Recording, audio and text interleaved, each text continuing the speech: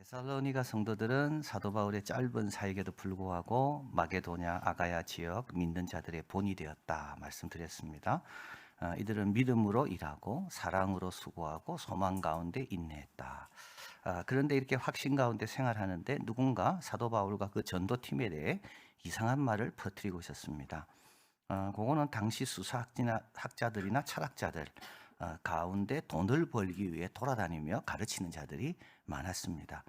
소크라테스는 이런 자를 보며 진리를 사고 판다고 한탄했습니다. 교육은 돈을 받으면 변질된다. 그랬는데 이런 자들이 그 당시 많았다는 겁니다. 그래서 데살로니가 개종자의 가족이나 주변 사람들은 이 사도 바울과 전도팀도 그런 부류의 사람들이 아닌가. 그렇게 해서 불순한 동기가 있다. 이제 이런 말을 퍼뜨린 겁니다. 그래서 이제 오늘 본문은 사도 바울이 그 의심에 대해서 변명하는 이제 내용입니다. 그러면서 사도 바울은 데살로니가에서 어떻게 사역했는지를 잘 설명합니다. 1절입니다. 형제들아 우리가 너희 가운데 들어가며 헛되지 않은 줄을 내가 아는 게 아닙니다, 여러분. 너희가 친히 압니다. 이 복음이 살아있는지는요, 복음을 들은 사람이 제일 잘 압니다. 사도 바울은 물론 확신이 있습니다. 그런데요, 이 확신이요, 사도 바울만 있는 게 아닙니다. 복음을 듣고 믿고 믿음대로 사는 그들에게도 동일한 확신이 그대로 있는 겁니다. 두 가지 때문이죠. 하나는 진리고요. 또 하나는 진리와 수반되는 능력입니다. 신앙생활은 항상 그렇습니다. 진리기 때문에요. 자유롭습니다. 당당합니다. 시간이 가도 변하지 않습니다. 이론과 진리는 다릅니다. 이론은 늘 만들어집니다. 이론은 가설입니다. 이론은 그 이론을 깨는 또 이론이 나옵니다. 이 땅에 있는 모든 것들은 다 이론들입니다. 진리는요, 진리는 이론이 아닙니다. 가설이 아닙니다. 진리는 사실입니다. 복음은 진리고요. 말씀은 진리입니다. 그래서 진리는 살아있는 겁니다. 시대를 살아남습니다. 문화를 극복합니다. 이게 진리입니다. 그래서 복음이 전파되는 곳은 어디든지 다 열매 맺습니다. 지금도 열매 맺습니다. 그리고 또 거기에는 능력이 따라옵니다. 평안합니다. 오늘 불렀던 찬양, 어떤 형편, 어떤 처지에서도 자족하기를 배웠고, 그래서 우리는 어떤 형편 처지가 무섭지가 않습니다. 왜냐? 그 어떤 형편 처지에서도 주님이 주시는 평안이 있고, 주님이 주시는 뜻이 있고, 주님이 피할 길이 있거든요. 이걸 누가 안다고요? 복음을 들은 사람은 안다는 겁니다. 마틴 루터가 작곡한 이 귀한 찬양, 진리는 살아서 그 나라 영원하리라. 자, 그래서 사도 바울은 우리가 너희에게 들어감을 이제 옛날을 떠올리는 겁니다. 어디 그렇게 뭐 옛날은 아닙니다. 뭐 최근의 일이지만 하여튼 과거를 떠올리면서 우리가 너희에게 들어감이 헛되지 않은지를 너희가 친히 안다. 너희가 안다. 자, 그리고 나서 이제 초창기 자기가 들어왔을 때 상황입니다. 2절. 너희 아는 바와 같이 우리가 먼저 빌립보에서, 그래서 빌립보가 마게도냐의 첫 성이고 마게도냐 주의 수도는 데살로니가고, 그래서 빌립보에 왔다가 이제 거기에서 감옥에도 들어가고 또 이제 추방을 당해서 그 다음 이제 마게도냐 주, 그리스의 지금도 마게도냐입니다. 주 이름은 마게도냐 주의 수도인 데살로니가로 왔습니다. 이때 이제 빌립보에서 고난과 능력을 많이 당했지만 데살로니가 딱 도착했을 때 하나님을 힘입어 많은 싸움 중에 하나님의 복음을 너희에게 말하였도다. 고난이 있어서 데살로니가 와서 이제 조심해야 되겠다. 빌립보에서 우리가 혼났으니까 데살로니가 오면 더 조심해야 되겠다. 그러지 않았다는 겁니다. 하나님을 힘입어 여전히 담대하게. 여러분, 담대하면요, 두 가지가 있습니다. 담대한 사람에겐 두 가지가 있습니다.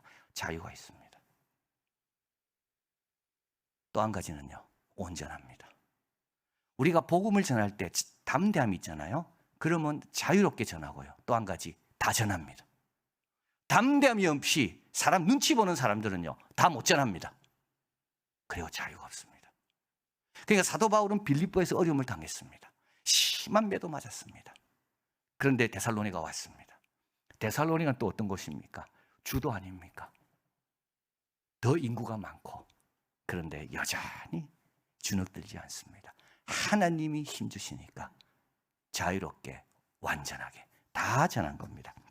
3절, 우리의 권면은 이제 변명이 시작됩니다. 간사나 부정에서 난 것도 아니요 계획에 있는 것도 아니다. 어떤 이득을 취하기 위하여 좋지 않는 동기를 갖고 사람을 대한 적이 없다. 이들은 다 협작꾼의 속성이죠. 간사, 부정, 괴계, 협작꾼, 사기꾼의 속성. 사도 바울은 그렇지 않다. 4절, 오직 하나님의 옳게 여기심을 입어 복을 전하 부탁을 받았으니 우리가 이같이 말하면 사람을 기쁘게 하려 함이 아니요 오직 우리 마음을 감찰하시는 하나님을 기쁘게 하려 하심이라. 여러분, 정치인들이 후원금을 받잖아요. 그럼 그 후원금을 낸 단체에다가는요 절대 해가 되는 정책을 못 펼칩니다.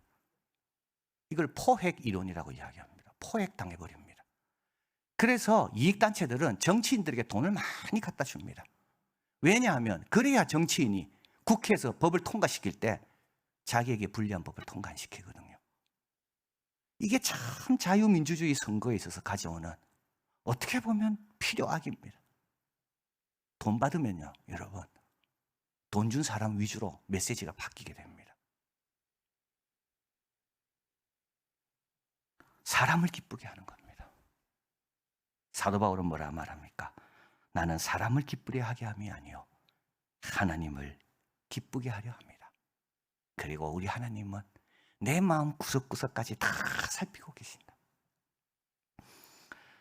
5절, 너희도 알거니와 우리가 아무 때에도 아첨의 말이나, 다 여러분 아첨하는 사람들은 동기가 있습니다. 불순한 동기가 있습니다. 탐심의 탈, 바로 그게 탐심이죠.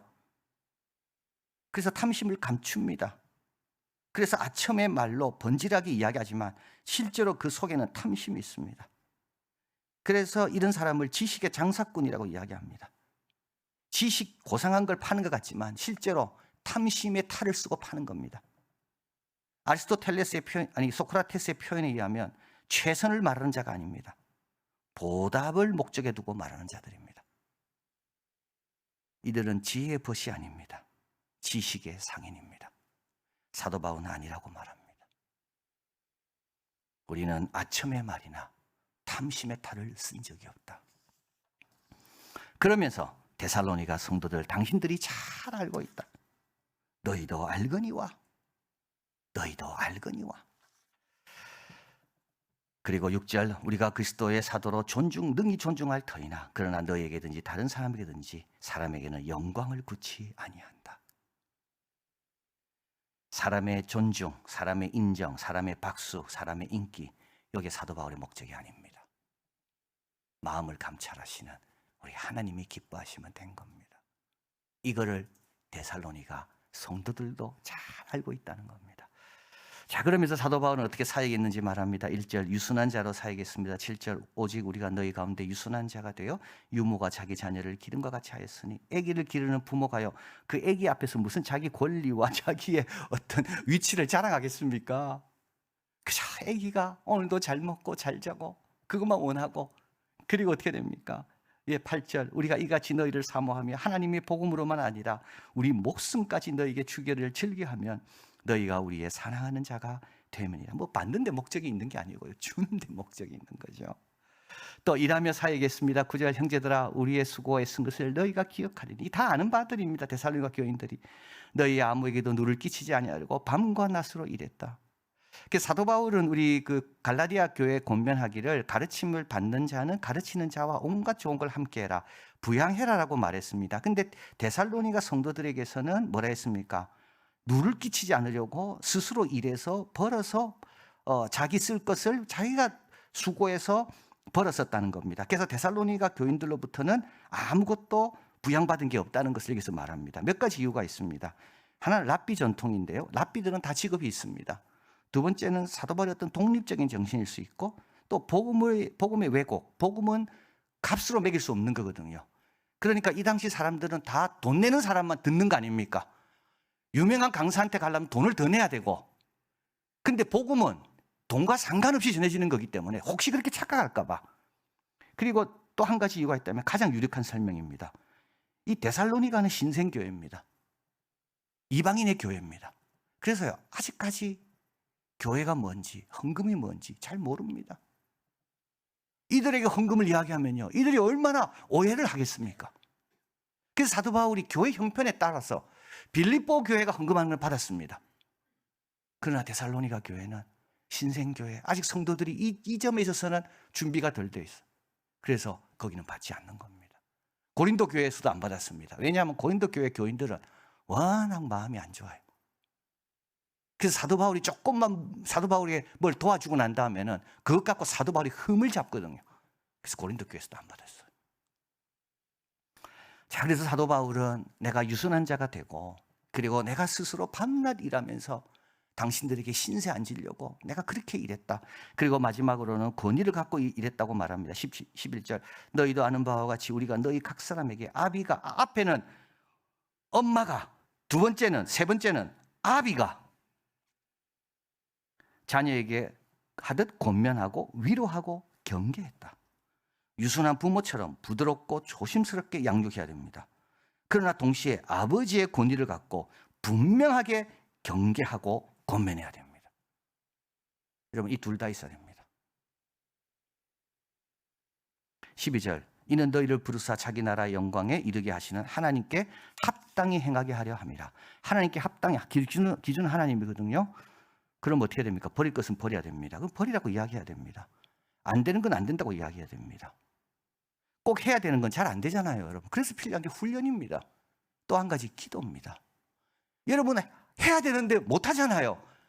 그냥 있으면 안 됩니다. 되도록 해야 됩니다. 그게 하나님께 합당한 거니까. 그러면 어떻게 해야 됩니까? 내가 훈련을 받든지 하나님 되게 해달라고 기도를 하든지. 우리 예수님 제 아들의 발을 씻겼습니다. 이들을 위해 친히 양식 준비하셨지만 예수님은 자기를 부인하라 그랬어요. 십자가를 지라 그랬어요. 둘 다입니다.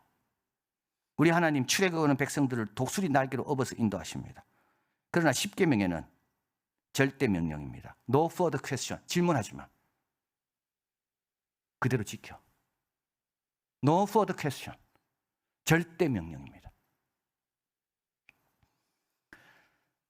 자, 그래서 데살로니가 성도들은 비록 짧은 기간이지만 사도 바울의 이런 유순한 유모 같은 돌봄, 본이 되는 삶, 그리고 아비 같은 권위, 이 교육을 짧은 기간이지만 받았습니다. 그래서 이들은요, 믿음, 소망, 사랑의 삶을 살게 된 겁니다. 데살로니가는 그 후에 어떻게 됐을까요? 우리 교회 역사에 있어서. 그리스는 어떻게 됐어요? 여러분, 데살로니가는 아테네, 지금도 그렇습니다. 아테네 인구가 제일 많고 제일 큰 도시고요. 두 번째 큰 도시는 그리스의 데살로니가입니다. 여기 그 데살로니가 그 그리스 정부 홈페이지에 가보시면 꼭 방문해야 될 곳 중에 아텐만 있는 게 아니고요, 데살로니가도 있습니다.